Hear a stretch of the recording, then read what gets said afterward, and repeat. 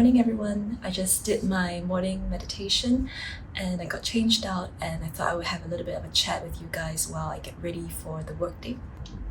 Ever since coming back from my spiritual retreat, I really have a different outlook and approach to work. I think in the past I used to feel like work was quite devoid of any soul and passion and real love to it. It was hard for me to be my spiritual self in a very secular work environment. I guess I just found it difficult to strike a balance between the very mind, logic driven corporate world and the more metaphysical aspects that I was interested in. And I was just feeling the tension between those two very different spaces, and also just feeling in general dissatisfied and disillusioned from work in general. Yeah, ever since coming back from that retreat and giving myself the space to feed that aspect of me, I just feel a lot more alive in general, like at work and outside of work.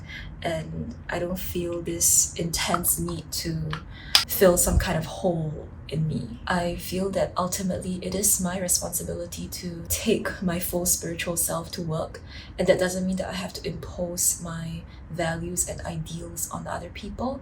It's more like I don't need to abandon that part of myself and feel like I need to contort into a different shape just to fit in with the crowd. I can be who I am.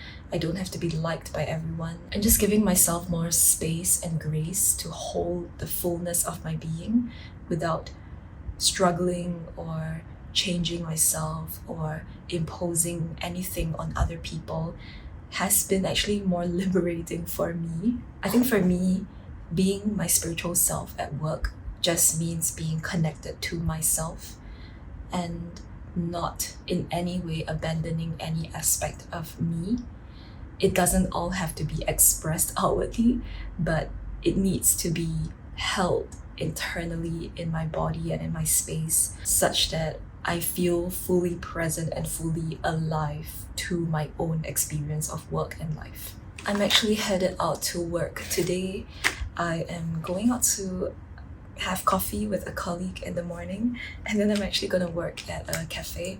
I don't feel like staying at home today, but I also don't feel like going into the office, so I'll just station at a cafe to finish up some work for today. This is the point where I can't multitask, so let me finish up my makeup and I'll get back to you guys. Alright, this is the final look. I don't go crazy with my makeup for work at all, so I think that's very demure, very mindful. And I'm just wearing a turquoise and coral beaded necklace. Have like a long maxi dress, very standard corporate girl uniform in Singapore. Charles and Keith bag, also very standard. And yeah, let us head out to work right now.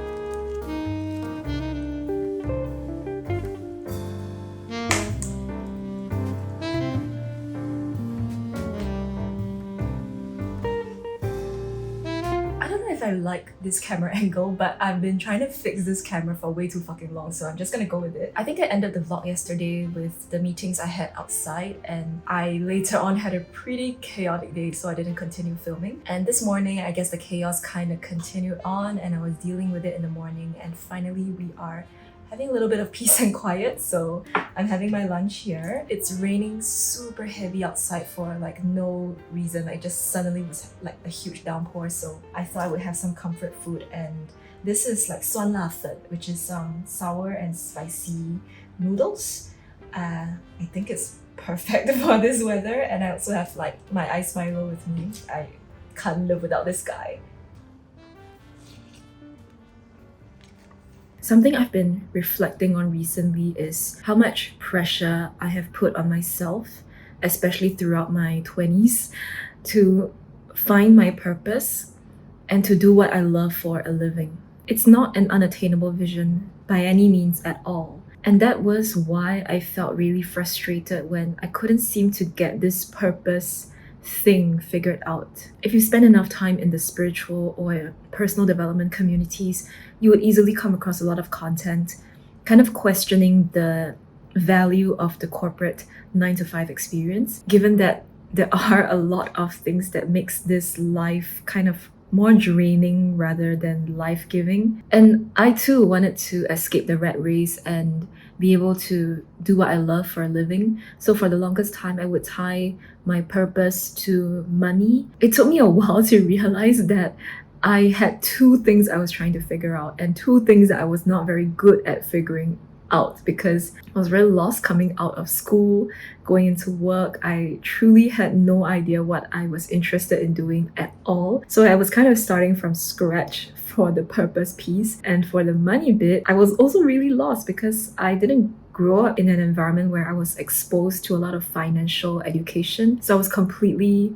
clueless about what it means to make money or how to make money. Really just a mess. And I was trying to like juggle both things at the same time. And both of these things are pretty huge things for me, at least. All throughout my 20s, I put myself under this huge pressure to try to figure life out. And I think it just got to a point where I realized that I do want to figure things out, but it's the pressure of wanting to figure it out like now that makes this whole process so unenjoyable.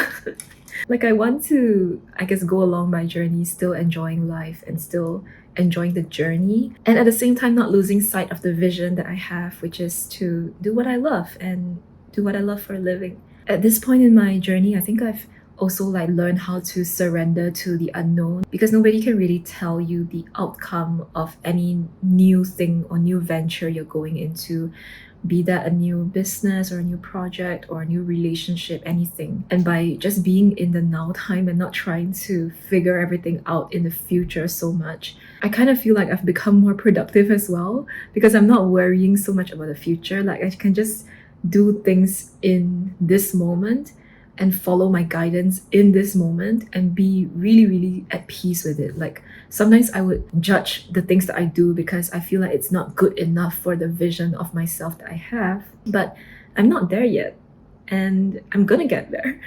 And all I need to do now is to honor this moment and who I am now and like kind of like be content with what I can make at this point, but also have a spirit of self-improvement too. Like I don't need to punish myself every day just because I'm not meeting like the end point vision that I have, which is I think too much pressure to put on oneself. So yeah, just a little lunchtime rant. So let's get back to eating.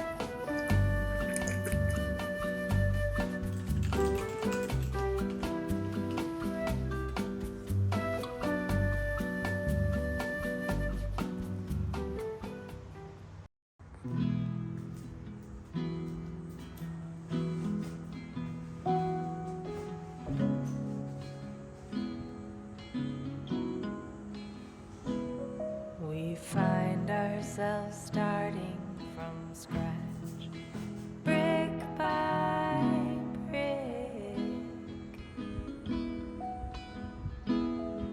Good morning, you guys. Today is definitely one of the days where I really struggled to get out of bed to do my morning meditation. In the past, if I woke up at 8 a.m., I would just give up. I would just feel like it's too late to do anything anyway. Let me just lay in bed and rot away. But these days, I think I'm just more kind and gentle to myself. Like even if I get up at 8:30, I still have a commitment to myself to do a morning meditation. So that's what we're gonna do, and it doesn't matter like what time I wake up. Today is a kind of busy day, I guess. I have an in-person client meeting, so I'll be heading out later in the afternoon, and I think I'll work at a cafe after that because the client's office is like in a really nice area where there's a lot of cafes, so probably I'll do that. These days we don't usually meet up with our clients anymore because of Zoom and all that, so it's always a little bit of an interesting change when we do get to meet our clients in person and build a relationship with them. The meeting is in the afternoon, but I thought I would just get my makeup done now so I don't have to rush later.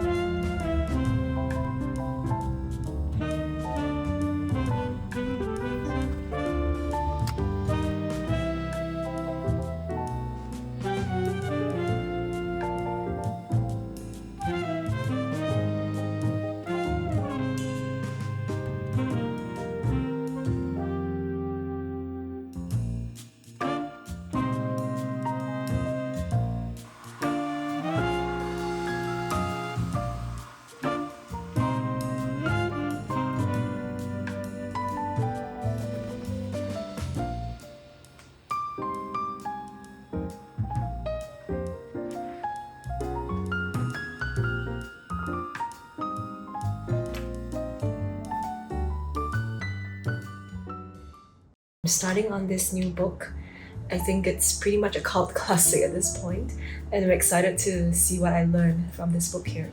Continuing on my thoughts about living a purposeful life, I just came to the realization today that I've been having such a narrow-minded perspective about what it means to do what you love for a living. I've always just took what the common understanding of that phrase is, which is to do what you love and make money while doing it.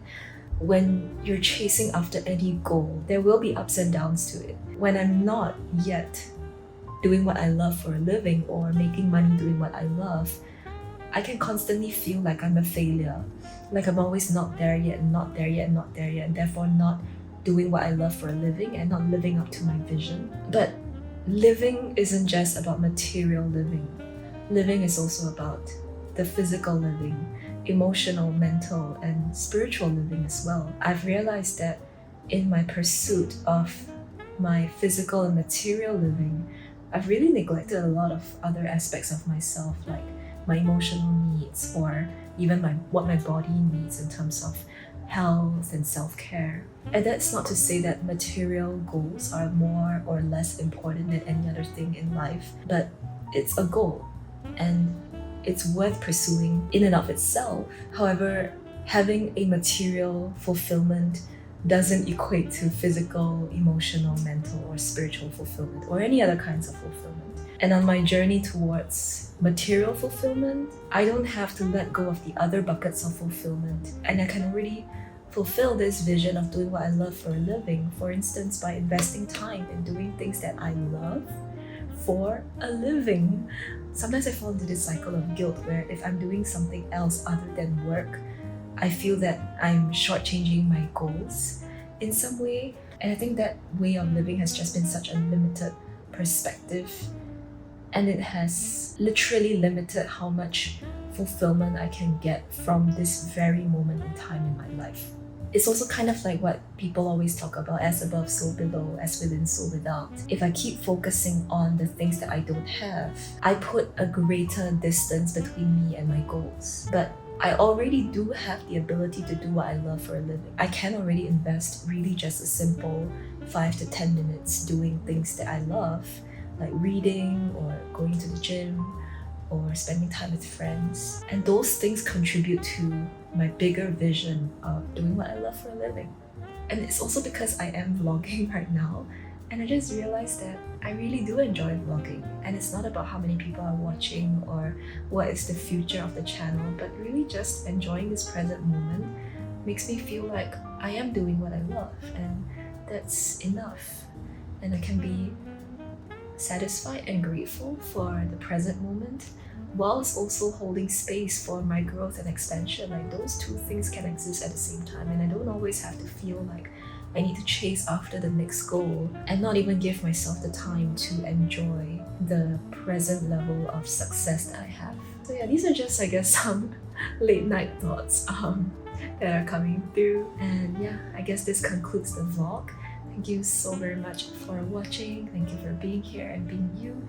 I hope that you would subscribe and give this video a thumbs up if you enjoyed watching this vlog. And I look forward to seeing you guys in a future video as well. Bye!